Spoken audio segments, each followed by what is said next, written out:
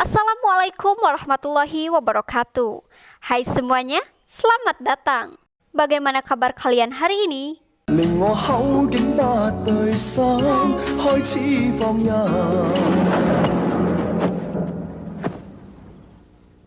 Video kali ini kita akan membahas peran Indonesia dalam menciptakan perdamaian dunia melalui organisasi internasional dan perjanjian internasional yang dilakukan Indonesia. Oke, langsung saja kita ke pembahasannya. Tapi sebelum itu kalian harus tahu apa itu organisasi internasional. Jadi, organisasi internasional itu merupakan suatu wadah kerjasama dengan banyak negara. Nah, itu semua negara pada ngumpul bikin-bikin perjanjian untuk mencapai tujuan yang sama yang tentunya udah disepakati. Beberapa contohnya yaitu seperti PBB, di mana anggotanya hampir seluruh negara di dunia yang dibentuk pada tahun 1944 dengan tujuannya untuk menyelamatkan generasi mendatang seperti kita-kita ini dari bencana peperangan. Lalu ada ASEAN, yang dimana organisasi itu hanya untuk di kawasan ASEAN Tenggara yang didirikan melalui Deklarasi ASEAN pada 8 Agustus 1964 di Thailand. Selanjutnya, Gerakan Non-Blok. Gerakan Non-Blok merupakan suatu organisasi alternatif untuk negara-negara yang tidak ingin terlibat dalam Perang Dingin. Gerakan Non-Blok ini lahir saat Konferensi Asia Afrika di Bandung pada 1955. Sebenarnya masih banyak organisasi internasional lainnya seperti organisasi-organisasi yang berada di bawah naungan PBB. Contohnya, organisasi yang sekarang ini banyak sekali dibicarakan oleh seluruh dunia, yaitu WHO. World Health Organization atau Organisasi Kesehatan Dunia. Di bagian ini, kita hanya akan membahas peran Indonesia dalam menciptakan perdamaian dunia melalui organisasi internasional, PBB, ASEAN, dan Gerakan Non-Blok. Yang pertama, PBB. Secara resmi, Indonesia menjadi anggota PBB pada tahun 1950. Sebagai anggota ke-60. Lalu Indonesia sempat keluar tahun 1965, namun kembali lagi pada 28 September 1966. Indonesia sangat merasakan peran PBB dalam mempertahankan kemerdekaan, yaitu yang pertama, PBB berperan dalam pembentukan KTN atau Komisi Tiga Negara pada 1947 yang mengawasi perjanjian Renville. Yang kedua, PBB membentuk UNCI atau United Nations Commission on Indonesia pada 1949 dalam menyelesaikan sengketa antara Indonesia dan Belanda, serta membawa Indonesia dan Belanda ke meja perundingan Ramroyen. Yang ketiga, PBB membantu UNTA atau United Nations Temporary Executive Authority sebagai administrator sementara Irian Barat pada 1962. Sebelum menyerahkan Irian Barat kepada pemerintahan Republik Indonesia pada tahun 1963. Selanjutnya, peran aktif Indonesia di ASEAN. Yang pertama, sebagai salah satu negara yang memprakarsai berdirinya ASEAN. Indonesia juga telah mendapatkan kepercayaan untuk mengadakan beberapa kali konferensi tingkat tinggi atau KTT ASEAN. Yang kedua, Sekretariat ASEAN terletak di Jakarta dan berfungsi sejak tanggal 7 Juni 1976. Yang ketiga, Indonesia memandang penting perdamaian dan stabilitas di kawasan ASEAN dan sekitarnya. Yang keempat, Indonesia telah menggagas ASEAN Frameworks from Regional Comprehensive Economic Partnership. Yang kelima, Indonesia telah menggagas dibentuknya ASEAN Frameworks on Equitable Economic Development.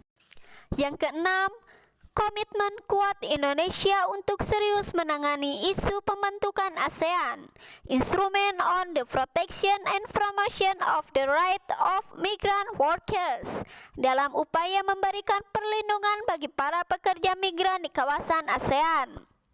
Yang ketujuh, Indonesia mengambil peran penting dalam negosiasi antara ASEAN dan Amerika Serikat dalam menyusun ASEAN-US Joint Statement on Climate Change.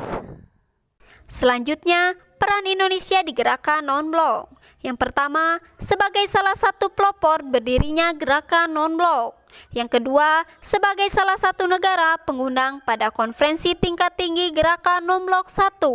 Yang ketiga, menjadi ketua gerakan non-blok pada 1992 sampai 1995, serta menjadi tuan rumah penyelenggara KTT atau Konferensi Tingkat Tinggi 10 Gerakan Non-Blok di Jakarta. Yang keempat, Indonesia juga turut memecahkan masalah-masalah dunia berdasarkan perdamaian dunia, memperjuangkan HAM dan tata ekonomi dunia yang berdasarkan pada asas keadilan. Sekarang kita masuk ke pembahasan perjanjian internasional yang dilakukan Indonesia. Jadi, perjanjian internasional adalah persetujuan antara subjek hukum internasional yang menimbulkan kewajiban yang mengikat dalam hukum internasional, dapat berbentuk bilateral maupun multilateral. Adapun subjek hukum yang dimaksud adalah lembaga-lembaga internasional dan negara-negara. Selanjutnya, tahap perjanjian internasional. Yang pertama, tahap perundingan atau negotiation. Yang kedua, tahap penandatanganan atau signatur. Yang ketiga, tahap pengumuman atau declaration.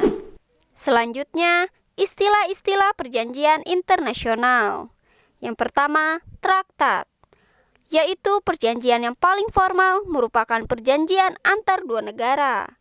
Yang kedua, konvensi, yaitu perjanjian formal yang bersifat multilateral dan tidak berurusan dengan kebijaksanaan tingkat tinggi.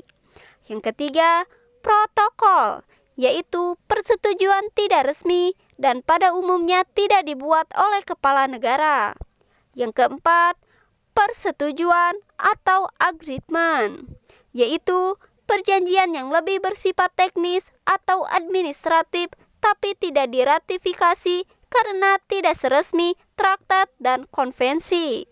Kelima, perikatan, yaitu istilah yang digunakan untuk transaksi-transaksi yang sifatnya sementara. Perikatan tidak seresmi traktat dan konvensi. Yang keenam, proses verbal, yaitu catatan-catatan atau ringkasan-ringkasan atau bisa juga kesimpulan-kesimpulan dari konferensi diplomatik. Proses verbal ini tidak diratifikasi. Sekarang kita masuk ke pembahasan perjanjian internasional yang dilakukan Indonesia. Di bagian ini, kita hanya akan membahas mengenai perjanjian internasional yang dilakukan Indonesia untuk konsep wawasan Nusantara yang dilandasi konsep negara kepulauan.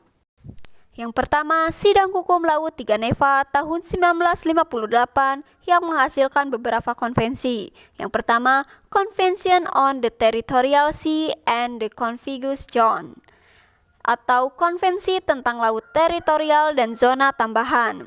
Yang kedua, Convention on the High Sea, atau Konvensi di Laut Lepas. Yang ketiga, Convention on Finishing and Conservation of the Living Resources of the High Seas, atau Konvensi Penyelesaian dan Konservasi Sumber Daya Hayati Laut yang Tinggi. Selanjutnya, Indonesia mengeluarkan pengumuman pemerintah tanggal 17 Februari 1969 mengenai landas kontinen Indonesia. Kemudian ditindaklanjuti melalui perundingan bilateral dengan Malaysia, Australia, Thailand, India, Vietnam, Filipina, dan Papua Nugini. Dan pada akhirnya, penggalangan bersama secara regional untuk menanamkan asas teritorial negara kepulauan berhasil dicapai melalui konsepsi kewilayahan sumber daya. Selanjutnya, hasil dari Konvensi Hukum Laut tahun 1982 yaitu yang pertama, pengakuan atas batas 12 mil laut sebagai laut teritorial negara pantai dan negara kepulauan. Yang kedua, pengakuan batas 200 mil laut sebagai zona ekonomi eksklusif atau ZEE. Yang ketiga, pengakuan hak negara tak berpantai untuk ikut memanfaatkan sumber daya alam dan kekayaan lautan. Dan pengakuan sebagai negara kepulauan telah dilakukan oleh negara-negara tetangga, dan ini terlihat dari perjanjian-perjanjian sebagai berikut. Yang pertama, Indonesia dan Malaysia.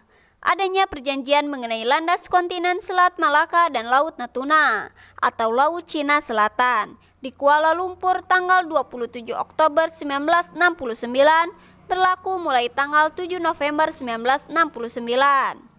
Yang kedua, Indonesia dan Thailand. Adanya perjanjian mengenai landas kontinen Selat Malaka bagian utara dan Laut Andaman di Bangkok tanggal 17 Desember 1971 dan berlaku mulai tanggal 7 April 1972. Yang ketiga, Indonesia, Malaysia, dan Thailand. Adanya perjanjian mengenai landas kontinen Selat Malaka bagian utara di Kuala Lumpur tanggal 21 Desember 1971 dan berlaku mulai tanggal 16 Juli 1973. Yang keempat, Indonesia dan Australia.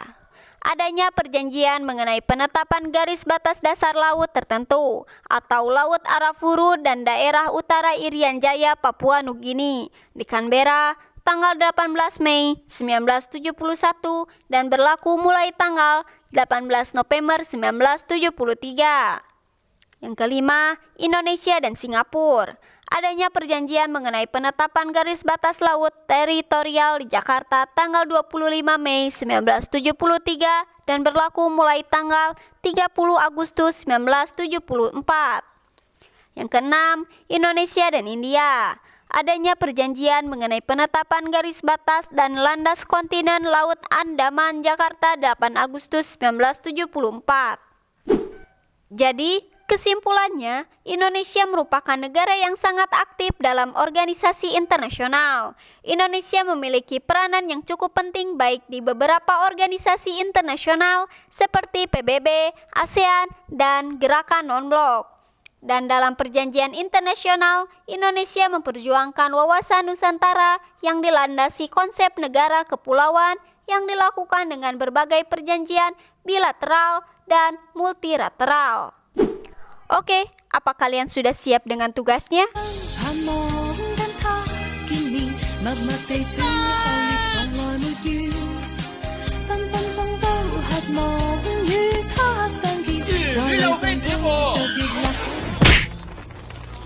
Untuk tugas yang pertama, sebutkan dan jelaskan organisasi internasional yang berada di bawah naungan PBB dan ASEAN.